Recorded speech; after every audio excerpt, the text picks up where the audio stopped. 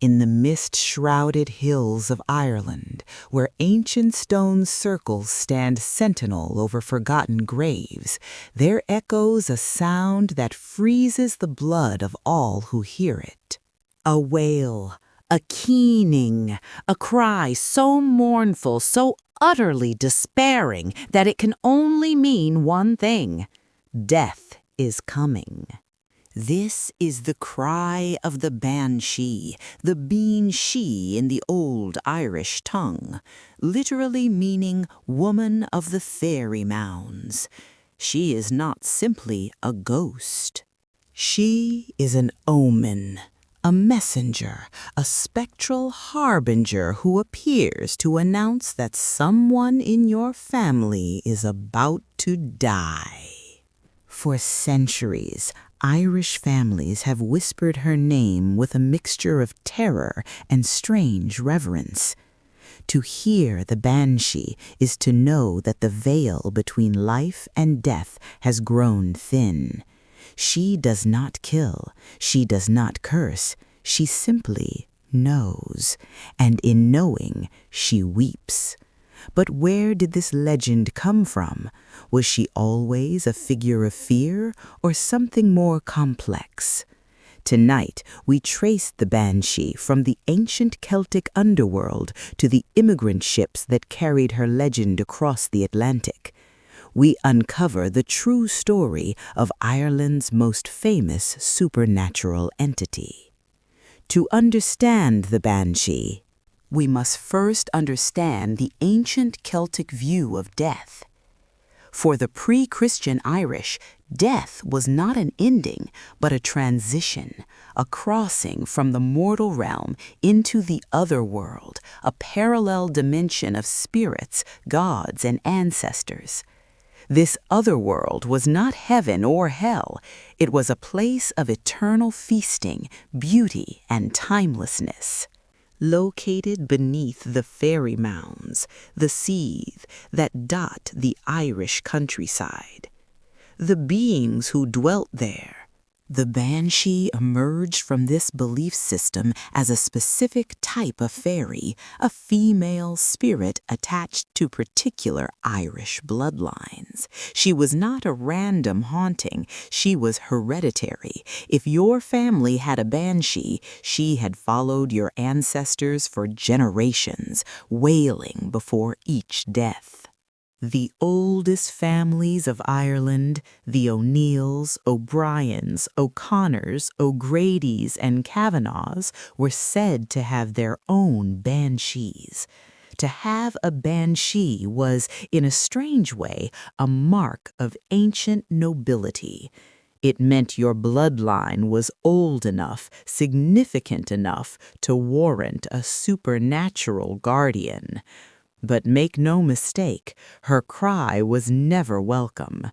To hear the Banshee was to know that before the sun rose, someone you loved would be dead. She appeared in the night, sometimes seen washing blood-stained clothes by a river, sometimes glimpsed as a pale figure combing her impossibly long hair, and always, always she wailed. The Banshee's wail is not merely a supernatural invention. It is rooted in an ancient Irish funeral tradition known as keening. The practice of ritual mourning performed by women at wakes and burials. These keening women, or being chonti, were semi-professional mourners. They would arrive at a deathbed or funeral and perform a haunting lament. A wordless, high-pitched wail that expressed the grief of the entire community. Their cries were believed to ease the passage of the soul and honor the dead. The sound was described as otherworldly, rising and falling in waves, sometimes breaking into words of praise for the deceased, sometimes dissolving into pure, anguished sound. It was a sound designed to pierce the heart, to give voice to sorrow that words could not contain. Scholars believe that the Banshee is, in part, a supernatural echo of these mortal women. The keening woman who arrived after death became, in folklore, the Banshee who arrived before it. The earthly ritual was projected into the spirit world, creating a spectral mourner who knew the future. By the 18th and 19th centuries, as the Catholic Church discouraged the pagan practice of keening, the living mourners faded, but the Banshee remained. She became the last keeper of the old ways, wailing in the darkness when no living woman would. What does a Banshee look like? The descriptions vary wildly, but certain elements remain constant. She is always female. She is always associated with sounds of grief, and she is always seen in moments of profound transition. In some accounts, she appears as a beautiful young woman with flowing silver hair and a pale, almost luminous face.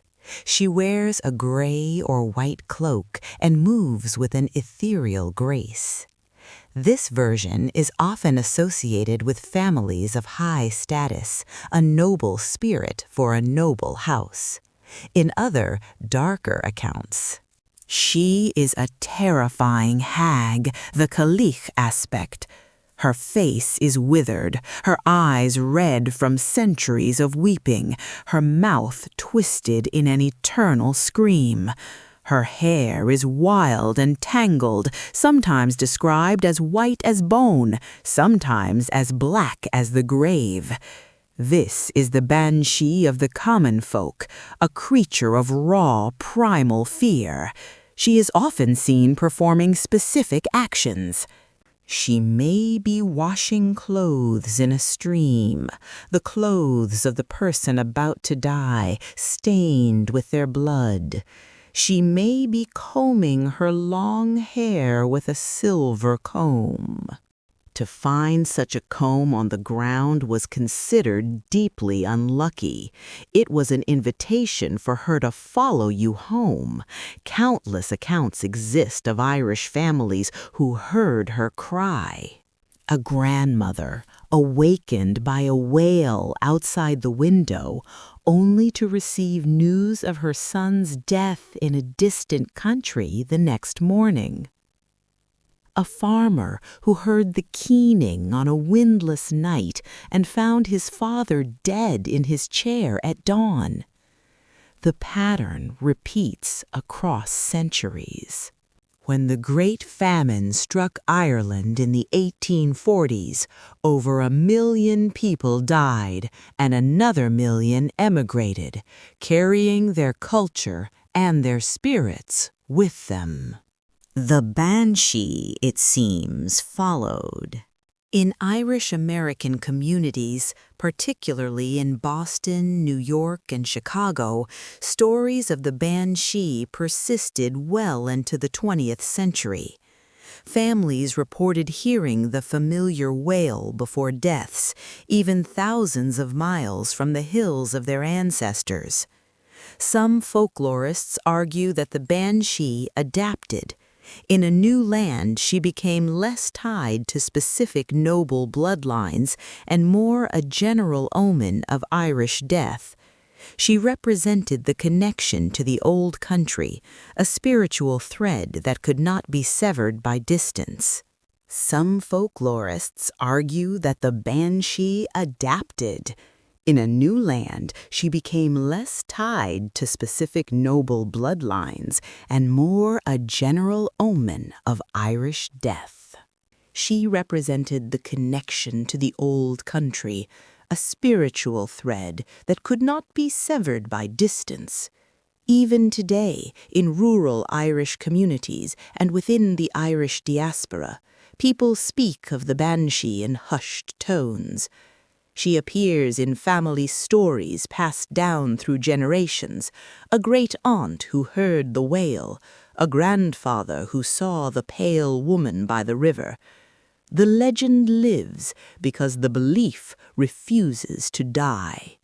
The Banshee has become a fixture in global horror and fantasy, from video games to movies, from heavy metal lyrics to anime. Her wail echoes through modern media.